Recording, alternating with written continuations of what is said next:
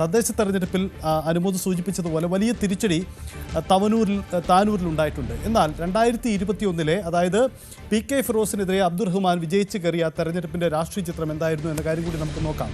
അതായത് താനൂർ 2021 നിയമസഭയിൽ സംഭവിച്ച ഇതാണ്. LDFിൻ്റെ V അബ്ദുറഹ്മാൻ, അതായത് ഇപ്പോഴത്തെ മന്ത്രി, 70,704 വോട്ടുകളാണ് അവിടെ നിന്ന് സമാഹരിക്കുന്നത്. UDFിൻ്റെ PK ഫിറോസ് ആയിരുന്നു തൊട്ടുപിറകിൽ. ഇഞ്ചോടിഞ്ച് മത്സരമാണ് അവിടെ നടന്നത്. PK ഫിറോസ് സമാഹരിച്ചതാട്ടെ 69,719 വോട്ടുകളാണ്. ഭൂരിപക്ഷം വെറും 985 വോട്ടുകൾ. നോക്കുക, അന്നത്തെ രാഷ്ട്രീയ ചിത്രവും രാഷ്ട്രീയ പോരിൻ്റെ ഒരു പ്രത്യേകതയും ഓർക്കുക. ലീഗിൻ്റെ കോട്ടകളാണ്, മലപ്പുറമാണ്, അവിടെയാണ് ഈ വലിയ മത്സരം നടന്നത്. ശരി തന്നെയാണ്. എന്തായാലും താനൂർ ഇടതുപക്ഷത്തിന് നേടിയെടുക്കാൻ കഴിഞ്ഞു. പക്ഷേ അത് വെറും 985 വോട്ടുകളാണ്. അപ്പോൾ അനുമോദ് ഇപ്പോൾ സൂചിപ്പിച്ച രാഷ്ട്രീയ ചിത്രമാണ് ഏറ്റവും പ്രധാനപ്പെട്ട കാര്യം. അതായത് വെറും 985 വോട്ടുകൾക്ക് കഴിഞ്ഞ തവണ ഇടതു തരംഗമുണ്ടായി എന്ന് വിശ്വസിക്കുന്ന കഴിഞ്ഞ തെരഞ്ഞെടുപ്പിൽ വിജയിച്ച ഇടത്ത് ഇത്തവണ അത്തരം അനുകൂല സാഹചര്യമില്ല. തദ്ദേശ തെരഞ്ഞെടുപ്പ് കൃത്യമായ ഒരു റെഡ് സൈൻ നൽകിയിട്ടുമുണ്ട്. സ്വാഭാവികമായും ആ ഒരു ജാഗ്രത കാട്ടൽ ആവാം ഈ മണ്ഡലമാറ്റത്തിന് പിന്നിൽ എന്നുകൂടി നോക്കാം. അപ്പോഴാണ് തവനൂർ സുരക്ഷിതമോ എന്ന ചോദ്യം കൂടി ഉയർന്നു വരുന്ന കാര്യം. അനുമോദ്, താനൂർ മാറുന്നു ഒക്കെ, പക്ഷേ തവനൂർ സുരക്ഷിതമോ എന്ന മറുചോദ്യമുണ്ട്. എന്തുകൊണ്ട് താനൂരിനേക്കാൾ തവനൂർ സുരക്ഷിതമാകുമെന്ന ഒരു പ്രധാനപ്പെട്ട ചോദ്യമുണ്ട്. തദ്ദേശ തെരഞ്ഞെടുപ്പിൻ്റെ ഫലം നോക്കുമ്പോൾ തവനൂർ മണ്ഡലത്തിലെ എല്ലാ തദ്ദേശ സ്ഥാപനങ്ങളിലും UDF ആണ് അധികാരത്തിലെത്തിയിരിക്കുന്നത്. പിന്നെ എന്തുകൊണ്ട് തവനൂരിലേക്ക് മാറാനുള്ള ആലോചന?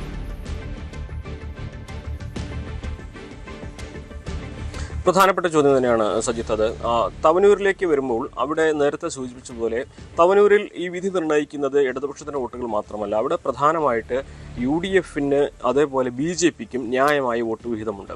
UDFിൻ്റെ വോട്ടിൽ തന്നെ വലിയൊരു വിഭാഗം കോൺഗ്രസിൻ്റെ വോട്ടുകളാണ്. കോൺഗ്രസിൻ്റെ സീറ്റാണ്, കോൺഗ്രസിൻ്റെ വോട്ടുകൾ തന്നെയാണുള്ളത്.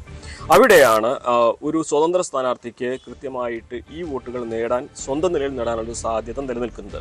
എല്ലാ തവണയും KT ജലീൽ അവിടെ വിജയിച്ചു കയറുന്നത് കൃത്യമായിട്ടുള്ള UDFിലെ വോട്ട് ഭിന്നിപ്പിച്ചുകൊണ്ടാണ്. ലീഗിലെ വലിയൊരു വിഭാഗം, അദ്ദേഹത്തോട് ഇപ്പോഴും മാനസികമായിട്ട് അടുപ്പമുണ്ടെന്ന് അദ്ദേഹം അവകാശപ്പെടുന്ന ആ ഒരു വിഭാഗത്തിൻ്റെ വോട്ടുകൾ അദ്ദേഹത്തിന് ലഭിക്കുന്നുണ്ട്. BJPയിലെ ഒരു വിഭാഗം, ജലീലിൻ്റെ ഒരു സ്വഭാവം അദ്ദേഹത്തിന് അറിയാം. അദ്ദേഹം ഭഗവത്ഗീത പറയേണ്ടത് ഭഗവത്ഗീത പറയും, ഖുറാൻ പറയേണ്ടത് ഖുറാൻ പറയും, ബൈബിൾ പറയേണ്ടത് ബൈബിൾ പറയും. അങ്ങനെ എല്ലാ വിഭാഗക്കാരെയും ഒരേപോലെ അദ്ദേഹം കയ്യിലെടുക്കുന്ന, അല്ലെങ്കിൽ അത്തരത്തിൽ തൃപ്തിപ്പെടുത്തുന്ന ഒരു നയമാണ് അദ്ദേഹത്തിൻ്റെ പൊതു നിലപാടുള്ളത്. അങ്ങനെ ഈ പറയുന്ന BJPയിലെ ഒരു വിഭാഗത്തിൻ്റെ വോട്ടുകളും കോൺഗ്രസിനെയും ലീഗിൻ്റെ ഒരു വിഭാഗത്തിൻ്റെ വോട്ടുകൾ അദ്ദേഹത്തിന് കിട്ടുന്നുണ്ട്. V അബ്ദുറഹ്മാൻ ഇവിടേക്ക് വരികയാണെങ്കിൽ, V അബ്ദുറഹ്മാൻ കോൺഗ്രസിൻ്റെ മുൻ നേതാവാണ്. അദ്ദേഹത്തിൻ്റെ സ്വാധീനം ആ ഒരു മേഖലകളിൽ ഉണ്ട്. അദ്ദേഹം മുൻപ് പൊന്നാനി സ്വതന്ത്ര സ്ഥാനാർത്ഥിയായി പാർലമെന്റിലേക്ക് മത്സരിച്ചപ്പോൾ തെളിയിച്ചതാണ്. അങ്ങനെ അദ്ദേഹത്തിന് കോൺഗ്രസിലെ ഒരു വിഭാഗത്തിൻ്റെ വോട്ടുകൾ നേടാൻ ജലീലിനേക്കാൾ ഈ ഘട്ടത്തിൽ കഴിയുമെന്നാണ് പ്രാഥമികമായിട്ട് വിലയിരുത്തൽ. രണ്ടാമതായിട്ട് അവിടെ നമ്മൾക്ക് ഇപ്പോഴത്തെ ഒരു പ്രഡിക്ഷൻ മാത്രമാണ് നമ്മൾ പറയുന്നത്. ഈ UDFിൻ്റെ സ്ഥാനാർത്ഥി ആരാണെന്ന് ഇതുവരെ വ്യക്തമായിട്ടില്ല. നമ്മൾ പല പേരുകളും ഇതിനോടൊന്നും ചർച്ച ചെയ്ത് കഴിഞ്ഞു. സന്ദീപ് വാര്യരുടെ പേരും, അതേപോലെ PT ജയ്മോഹൻ്റെ പേര്, അതേപോലെ രോഹിത്, അങ്ങനെ പല പേരുകളും അവിടെ ഉയർന്നു കേൾക്കുന്നുണ്ട്. അവിടെയൊക്കെ ഈ BJP വോട്ടുകൾ സന്ദീപ് വാര്യരൊക്കെ മത്സരിക്കുകയാണെങ്കിൽ സ്വാഭാവികമായിട്ടും അവിടെ സന്ദീപ് വാര്യരെ തോൽപ്പിക്കുവാൻ വേണ്ടി പ്രധാന എതിരാളിക്ക് BJPയുടെ വലിയൊരു വിഭാഗം വോട്ടുകൾ പോകുമെന്നൊരു വിലയിരുത്തൽ പ്രധാനമായിട്ടുണ്ട്. അതായത് സന്ദീപ് വാര്യരോടുള്ള BJPയുടെ വിരോധം ഇടതുപക്ഷത്തിന് ഗുണം ചെയ്യുന്ന ഒരു സാഹചര്യം വരും എന്നുള്ളതാണ് പ്രധാനമായിട്ടും അങ്ങനെ ഒരു വിലയിരുത്തലിൻ്റെ കാരണം. അങ്ങനെ ഈ ഘടകങ്ങൾ ഒന്നിച്ചു നോക്കുമ്പോൾ ജലീലിനെ 4 വട്ടം മത്സരിച്ചപ്പോൾ സ്വാഭാവികമായിട്ടും ഒരു മണ്ഡലത്തിൽ ഉണ്ടാകേണ്ട ഒരു എതിർപ്പ്, ജലീലിനോടുള്ളൊരു പ്രാദേശികമായിട്ട് ഇടതുപക്ഷ പ്രവർത്തകർക്ക് ഉണ്ടാകുന്ന ഒരു എതിർപ്പ്, അല്ലെങ്കിൽ മണ്ഡലത്തിലുള്ളവർക്ക് എതിർപ്പ്, സ്വാഭാവികമായിട്ടും 4 വർഷം മത്സരിച്ചതിൻ്റെ ഭാഗമായിട്ടുണ്ടായതാണെന്ന് വേണം വിലയിരുത്തുവാൻ. അത് V അബ്ദുറഹ്മാനോട് ഉണ്ടാവുകയില്ല. മാത്രമല്ല, V അബ്ദുറഹ്മാൻ കോൺഗ്രസിലെ വലിയൊരു വിഭാഗത്തിൻ്റെ വോട്ട് നേടാനുള്ള സ്വാധീനമുണ്ട് എന്നുള്ളൊരു വിലയിരുത്തൽ. ഒപ്പം തന്നെ ഒരുപക്ഷെ സന്ദീപ് വാര്യരെ പോലൊരാൾ മത്സരിക്കുകയാണെങ്കിൽ BJPയുടെ വോട്ടുകൾ അവിടെ ഇടതുപക്ഷത്തിനൊപ്പം നിൽക്കുമെന്നൊരു വിലയിരുത്തൽ, സ്വതന്ത്ര ഇനത്തിലാണെങ്കിൽ. അങ്ങനെ ഒരു 3-4 ഘടകങ്ങൾ അവിടെ ഇടതുപക്ഷത്തിൻ്റെ സ്ഥാനാർത്ഥിയായിട്ട് V അബ്ദുറഹ്മാൻ വരുമ്പോൾ അവിടെ ഉണ്ടാകും. മാത്രമല്ല, V അബ്ദുറഹ്മാൻ ഒരു വ്യക്തിപ്രഭാവമുണ്ട്, നമുക്ക് തള്ളിക്കളയാനാവില്ല. അദ്ദേഹത്തിന് സ്വന്തം നിലയിൽ എവിടെയായാലും ഒരു 10,000-ലേറെ വോട്ടുകൾ നേടാനുള്ള ഒരു സ്വാധീനം അദ്ദേഹത്തിന് ഈ മണ്ഡലങ്ങളിലൊക്കെ അദ്ദേഹം ഉണ്ടാക്കിയിട്ടുണ്ട്. അദ്ദേഹത്തിൻ്റെ ചരിത്രം അങ്ങനെയാണ്, അദ്ദേഹത്തിൻ്റെ പ്രവർത്തന പാരമ്പര്യവും അങ്ങനെ തന്നെയാണ്. അതെല്ലാം തന്നെ ഇവിടെ ഇടതുപക്ഷത്തിന് ഒരു ഗുണം ചെയ്യുന്ന, ഒരു അപ്പർ ഹാൻഡ് നൽകുന്ന സാഹചര്യം ഉണ്ടാക്കുമെന്ന് തന്നെയാണ് വിലയിരുത്തലുള്ളത്. അതും സ്വതന്ത്ര ഇനത്തിൽ മത്സരിക്കുകയാണെങ്കിൽ മാത്രമേ ഈ തരത്തിലുള്ള കാര്യങ്ങളൊക്കെ ഇടതുപക്ഷത്തിന് അനുകൂലമായിട്ട് വരികയും ചെയ്യുള്ളൂ. അതുകൊണ്ടാണ് തവനൂരിൽ ജലീൽ അല്ലെങ്കിൽ ഒരു സ്വതന്ത്ര സ്ഥാനാർത്ഥിയായിട്ട് ഇന്ന് മലപ്പുറത്ത് പരിഗണിക്കാൻ കഴിയുന്ന ഏറ്റവും അനുയോജ്യമുഖമായിട്ട് V അബ്ദുറഹ്മാൻ മാറുന്നത്.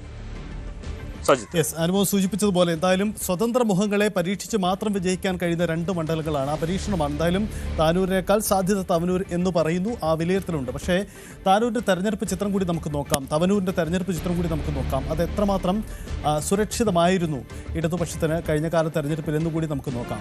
അതിൻ്റെ ചിത്രത്തിലേക്ക് വരുമ്പോൾ നോക്കൂ, തവനൂരിൽ 2021 നിയമസഭയിൽ, അതായത് കഴിഞ്ഞ തെരഞ്ഞെടുപ്പിൽ 5 വർഷം മുമ്പ് KT ജലീൽ സമാനമായ പോരാട്ടമാണ് നേരിട്ടത്. അവിടെ KT ജലീൽ അന്ന് 69,358 വോട്ടുകളാണ് സമാഹരിച്ചത്. അത് ഫിറോസ് കുന്നംപറമ്പിലാണ്, വലിയ വിവാദമുണ്ടാക്കിയ സ്ഥാനാർത്ഥിയാണ് UDFൻ്റെ. ഫിറോസ് കുന്നംപറമ്പിൽ നേടിയത് 67,794 വോട്ടുകൾ ആണെന്ന് നേടിയത്. NDAക്ക് നേടാനായത് വെറും 99,014 വോട്ട്, 994 വോട്ടുകളാണ് നേടാതെ. 9,914 വോട്ടുകൾ മാത്രമാണ് സമാഹരിക്കാനായത്. അതായത് ഭൂരിപക്ഷം, KT ജലീലിൻ്റെ ഭൂരിപക്ഷം വെറും 2,185 വോട്ടുകളാണ്. അതായത് നിലവിലെ MLAക്കെതിരെ ഒരു വികാരം പ്രകടമാവുന്നു. അതായത് മന്ത്രിയായി ഇരുന്ന് മത്സരിച്ച ജലീലാണ് 2,185 വോട്ടുകളുടെ ഭൂരിപക്ഷത്തിൽ കഴിഞ്ഞ തവണ വിജയിക്കുന്നത്. കഴിഞ്ഞ തവണ ആ മണ്ഡലത്തിൽ ഒരു അട്ടിമറി ഉണ്ടാകുമെന്ന സൂചന ഉണ്ടായിരുന്നു. ഏറ്റവും അവസാന ഘട്ടത്തിൽ വരെ വളരെ സസ്പെൻസ് ഉണ്ടായ ഒരു വോട്ടെണ്ണലായിരുന്നു തവനൂരിൽ സംഭവിച്ചത്. കാരണം അവിടെ അട്ടിമറി ഉണ്ടാകും. ഫിറോസ് കുന്നംപറമ്പിൽ അന്ന് സമൂഹ മാധ്യമങ്ങളിലൊക്കെ വളരെ പ്രമുഖനായി നിൽക്കുന്ന വ്യക്തിയാണ്. മാത്രമല്ല ലീഗിൻ്റെ കൂടി താല്പര്യം പരിഗണിച്ചുകൊണ്ടാണ് അവിടെ ഫിറോസ് കുന്നംപറമ്പിനെ കോൺഗ്രസ് സ്ഥാനാർത്ഥിയാക്കിയത്. അതായിരുന്നു കഴിഞ്ഞ തെരഞ്ഞെടുപ്പിൽ ചർച്ച ചെയ്യപ്പെട്ടത്. എന്തായാലും തവനൂരിൽ സംഭവിച്ചത് കഴിഞ്ഞ തെരഞ്ഞെടുപ്പിൽ ഇഞ്ചോടിഞ്ച് പോരാട്ടമായിരുന്നു. വെറും 2,185 വോട്ടുകൾക്ക് മാത്രമാണ് KT ജലീൽ നിയമസഭയിൽ 2021 അവിടെ വിജയിച്ചത് എന്നതാണ് ഈ ചിത്രം വ്യക്തമാക്കുന്നത്. അതിൻ്റെ അർത്ഥം വ്യക്തമാണ്. താനൂരിന് സമാനമായ പോരാണ് തവനൂരിലും. ചില പ്രത്യേക ഘടകങ്ങൾ അനുകൂലമാവുമ്പോൾ മാത്രം വിജയിച്ച് കയറുന്നതാണ് ഇടതുപക്ഷത്തിൻ്റെ കോട്ടയല്ല. ഇടതുപക്ഷത്തിന് വലിയ സ്വാധീനം, കൃത്യമായ മേധാവിത്വം അവകാശപ്പെടാൻ കഴിയുന്ന ഇടമല്ല എന്നതാണ് പ്രധാനപ്പെട്ട കാര്യം. ഇനി ഒരു കണക്ക് കൂടി നമുക്ക് പരിശോധിക്കാം. അത് മറ്റൊന്നുമല്ല, കഴിഞ്ഞ തദ്ദേശത്തിൻ്റെ കണക്കാണ്. അത് രസകരമാണ്. നമുക്ക് നോക്കാം കഴിഞ്ഞ തദ്ദേശ തെരഞ്ഞെടുപ്പിൽ എന്ത് സംഭവിച്ചു എന്ന്. നോക്കൂ, തവനൂർ മണ്ഡലത്തിൻ്റെ ഭാഗമായ തദ്ദേശ സ്ഥാപനങ്ങളിൽ 2025 ഈ തൊട്ടു തെരഞ്ഞെടുപ്പിൽ സംഭവിച്ചത്, ഈ പഞ്ചായത്തുകളെല്ലാം, അതായത് തവനൂർ പഞ്ചായത്തിൽ UDF ആണ്, മംഗലം പഞ്ചായത്തിൽ UDF ആണ്, കാലടിയിൽ UDF ആണ്, തൃപ്പങ്ങോട്ട് UDF ആണ്, വട്ടംകുളത്ത് UDF ആണ്, പുറത്തൂരിൽ UDF ആണ്, എടപ്പാളിൽ UDF ആണ്. അതായത് എല്ലാ പഞ്ചായത്തിലും UDF ഭരണസമിതികളാണ് അധികാരത്തിലെത്തിയത്. ഇതിൽ പുറത്തൂർ ഇടതുപക്ഷത്തിൻ്റെ ഒരു സ്വാധീന മേഖലയായിരുന്നു. പക്ഷേ അവിടെ അത് നഷ്ടപ്പെട്ടു ഈ തദ്ദേശ തെരഞ്ഞെടുപ്പിൽ എന്നതാണ്. തൃപ്പങ്ങോട്ട് സമാനമായ അവസ്ഥ ഉണ്ടായിട്ടുണ്ട്. പക്ഷേ ചിലയിടങ്ങളിൽ നമുക്കിതിൻ്റെ ഭരണസമിതി പിടിച്ചത് UDF ആണെങ്കിൽ കൂടിയും ഇതിൻ്റെ സീറ്റ് കണക്കുകളിലേക്ക് പോകുമ്പോൾ വലിയ മത്സരം നടന്ന ചില പഞ്ചായത്തുകൾ കൂടിയുണ്ട് എന്ന ശ്രദ്ധേയമായൊരു കാര്യം കൂടിയുണ്ട്. അതായിരിക്കാം ഒരു പക്ഷേ ഇടതുപക്ഷത്തിന് പ്രതീക്ഷ നൽകുന്ന കാര്യം.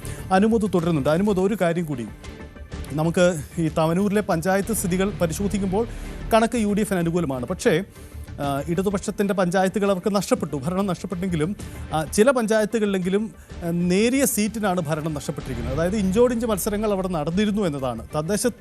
തദ്ദേശ തെരഞ്ഞെടുപ്പിൽ പൊതുവിൽ UDFന് അനുകൂലമായി സംസ്ഥാനത്തുണ്ടായ വികാരം ഈ മേഖലയിലും പ്രകടമായി എന്നതാണോ?